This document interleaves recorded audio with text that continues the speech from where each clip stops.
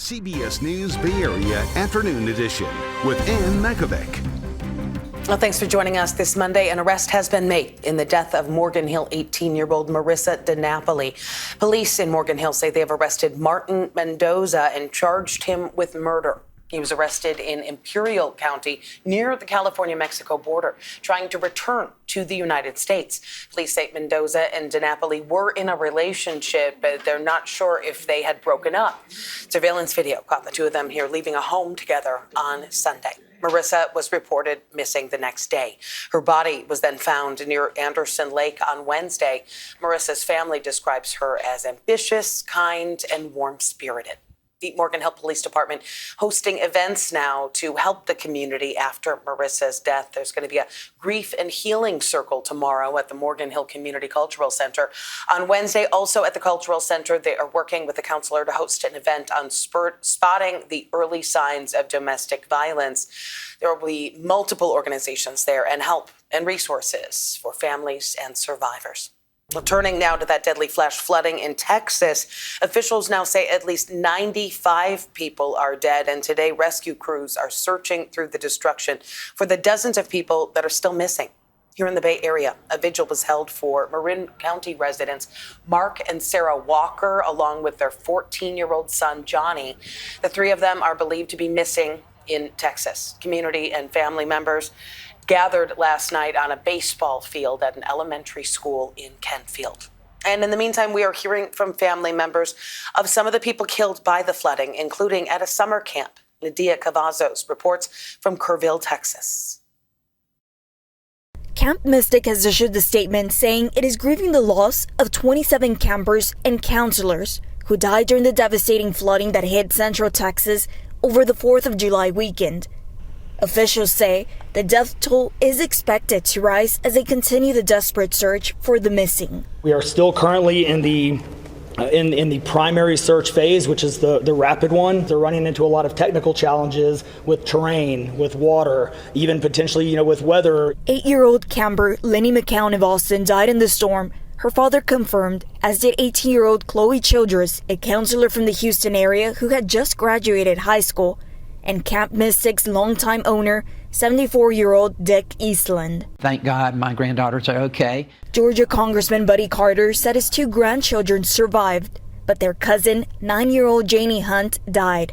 She's related to Kansas City Chiefs owner Clark Hunt. God has wrapped his arms around her, in our thoughts and prayers with all of them. In Kerrville, Emily Gutierrez told CBS News her cousin Leo's house was swept from its foundation.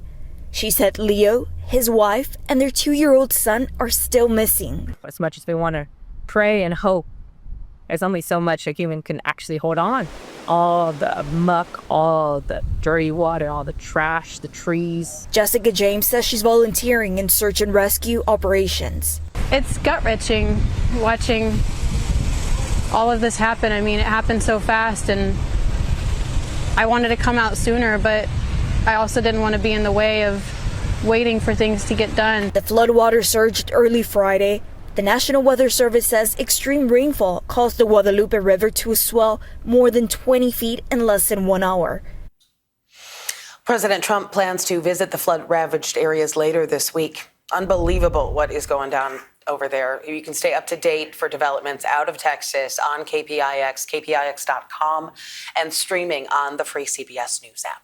We're also following the latest on that explosion at a fireworks warehouse in Northern California. The Yolo County Sheriff's Office says they are starting DNA testing on the remains of the 7 missing workers. They say they hope to have that information for families within the next 48 hours. The bodies were recovered at the charred warehouse over the weekend. The fireworks exploded Tuesday, causing a massive fire, and the Esparto fire chief says the site of the warehouse is still dangerous. And we continue to work in the area to mitigate the hazards of the undetonated explosives. Throughout the last 2 days, we've been gathering those types of devices and conducting burn-off operations, as we're calling them. The state fire marshal is leading the investigation. Taking a check on Wall Street, here is a live look at the big board this Monday. Right now, the Dow is down more than 500 points. It hit a session low after President Trump announced 25 to 40% tariffs on imports from more than a half a dozen countries. Taking a look now at the top 500 stocks. This is courtesy of FinViz. You can see that all those stocks there in the red are the ones that have been taking a hit. We can continue to watch the stock market this afternoon. We're also now learning that President Trump is expected to delay higher tariffs for many trading partners until August 1st, giving them a couple of extra weeks for negotiations. The White House says letters are going out to up to 15 trading partners, encouraging them to make a deal. So far, deals have only been announced with the UK and Vietnam, in addition to an agreement with China. The administration had previously set this Wednesday as the next deadline. President Trump also pushing for a ceasefire deal between Israel and Hamas. He is hosting Israeli Prime Minister Benjamin Netanyahu at the White House for his third visit of the second Trump administration. Meeting comes a little more than 2 weeks after the U.S. joined Israel's offensive on Iranian nuclear sites. Taking a look at some of today's other news headlines, San Francisco's Mayor Daniel Lurie is bringing in retired police officers now to help with the department's staffing shortage. Today, the mayor launched a new special events officer program.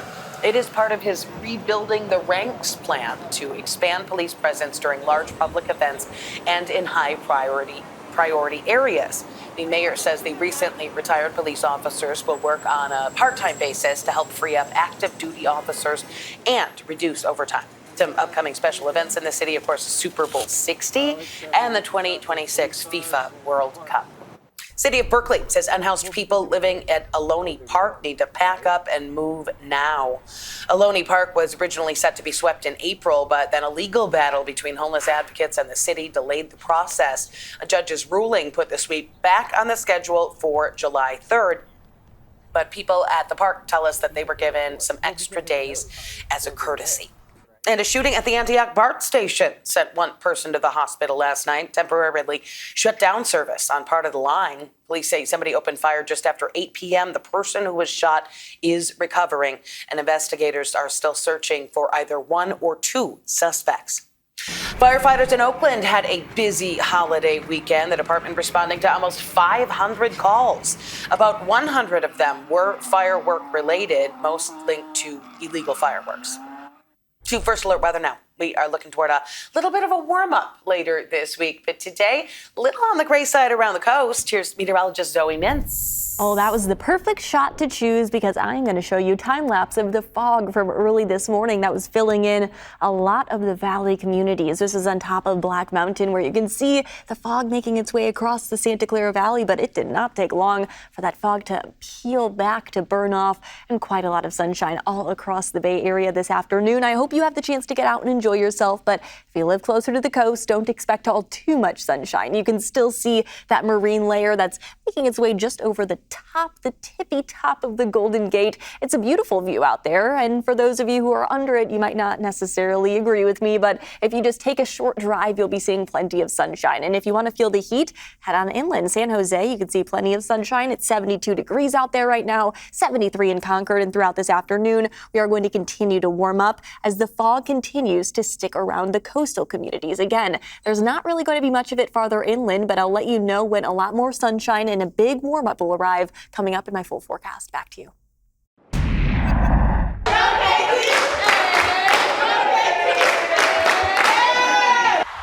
The Golden State Valkyries back in action today with some good news.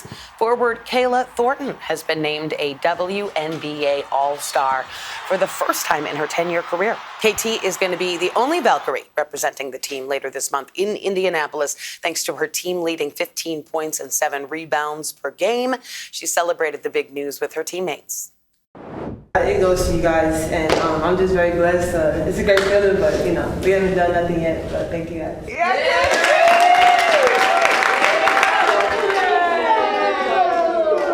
Well, the Valkyries have quickly turned Chase Center into one of the best home court advantages in the league, but it doesn't take much to get the crowd going there. Just a little bit of coffee. Kelsey Thorne has the story. Your Golden State Valkyries! There's a chance that if you're a big Bay Area sports fan, you may have recognized the voice of the Golden State Valkyries public address announcer. I've been around for a minute. Jamie Coffey has done almost everything you could think of in her 20-plus year announcing career. I've done NFL. I did a couple of Giants games last year when they were on the hunt for their new public address announcer.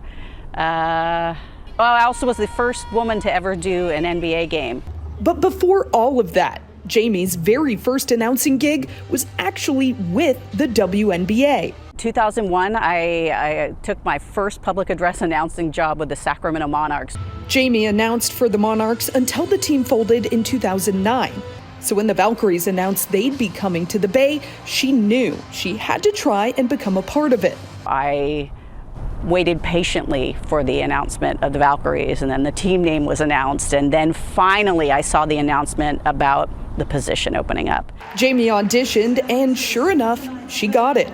Now she's the inaugural voice of Ballhalla, announcing to sell out crowds every home game.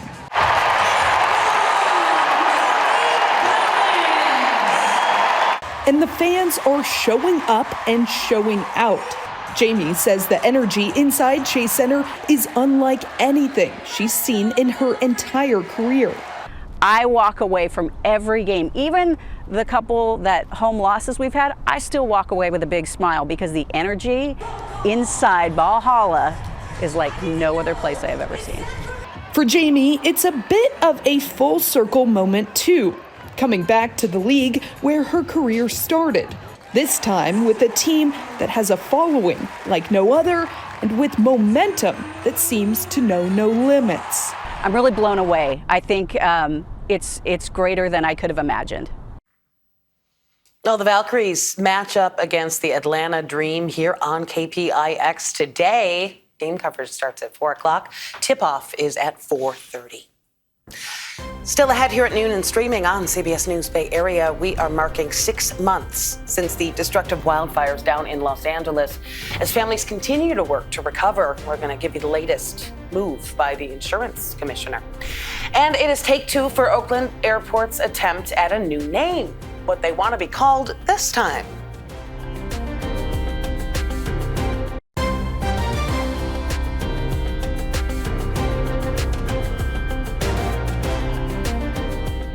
More than 80,000 acres have burned in the Madre fire in San Luis Obispo County. That fire is 30% contained.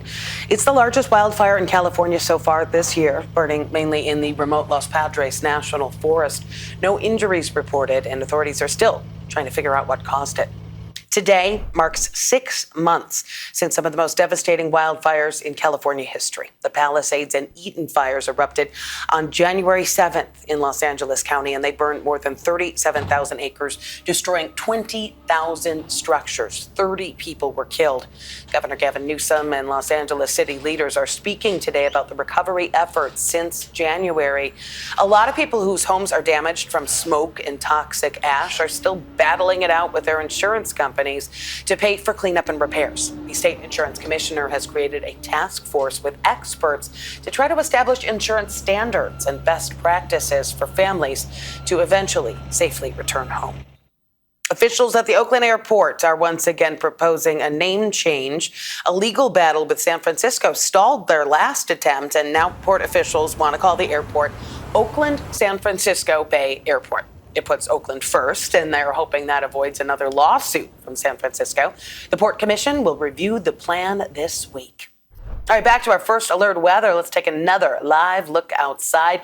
You can see that fog bank hanging around the Golden Gate Bridge. Little gray out there today. Let's check back in with meteorologist Zoe Mintz. Yeah, a little bit grayer closer to the coast, but the farther inland you go, you're seeing plenty of sunshine, and we're even seeing a good amount of it behind me at the Bay Bridge. So it doesn't take a far drive. Just get away from the clouds and to enjoy some sunshine. Right now, though, our temperatures are warming up, and by the afternoon hours, we'll be back to within a couple of degrees of normal for this time of year. Low 60s along the coast because of the cloud coverage and the stronger winds, but those stronger winds are actually going to influence us even farther inland. Follow that little finger of yellowy orange in between the reds. That is the impact of the onshore flow, keeping those cooler temperatures even farther inland. You're only going to be in the mid 80s today compared to the upper 80s to low 90s that you were yesterday. Areas around the bay are going to be very similar to yesterday in the mid 70s, and then again closer to the coast 60s. Again, it all has to do with the amount of cloud coverage that we are going to continue to see.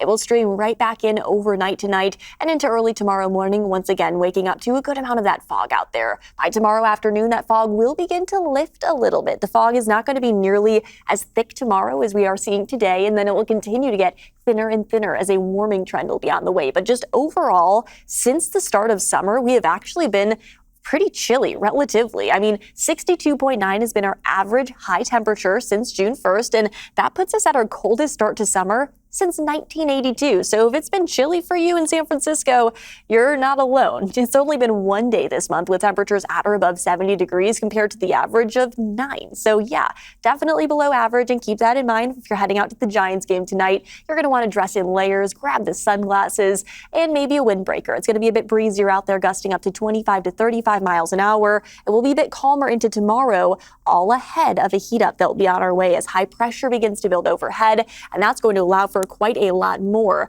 of that sunshine and warmer temperatures. So expect mid-90s to return again Thursday. That will be the warmest day of the week. And stay inside if you live inland, or head on over to the coast when it's going to be a lot more cooler. Back to you. Thanks, Zoe. Well, who doesn't love a good deal? Coming up, apparently it is prime time for shopping season. We'll tell you what to look out for and how the president's tariffs are playing a role.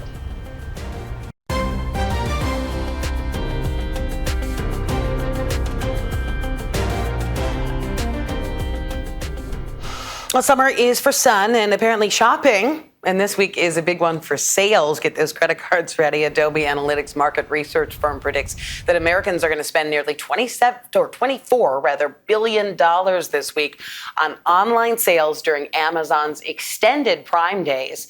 Multiple retailers competing for our money. Stores like Target, Kohl's, Walmart, and Best Buy and Nordstrom, all offering deals, estimated discounts ranging between 10 and 24%. It's an especially good time, apparently, to snap up some summer wardrobe staples and pool supplies, if you have one. The retailers say that they have president's tariffs in mind. That Amazon Prime sale, it's actually going from 2 to 4 days this year, and they're moving it a week earlier. A lot of economists that I'm talking to are saying that is to capitalize on the cautious consumer. We're also seeing retailers extend their sales versus previous years. Remember, though, most of the stuff that you're going to see online or in store, I mean, that's already in the country. It's not going to be subject to further tariffs. But if you are looking for something that's coming from overseas, like toys, clothing, electronics, now is a good time before potentially higher import taxes. Experts recommend using price check tools and stacking discounts with the Cashback app. But remember, a deal is not a deal if you didn't need the thing in the first place. They say stay on budget and check return policies. We'll be right back. That is it for the afternoon edition. Coming up at 4 o'clock here on KPIX, we're going to have coverage of the Valkyries live taking on the Atlanta Dream tip-off at 4:30.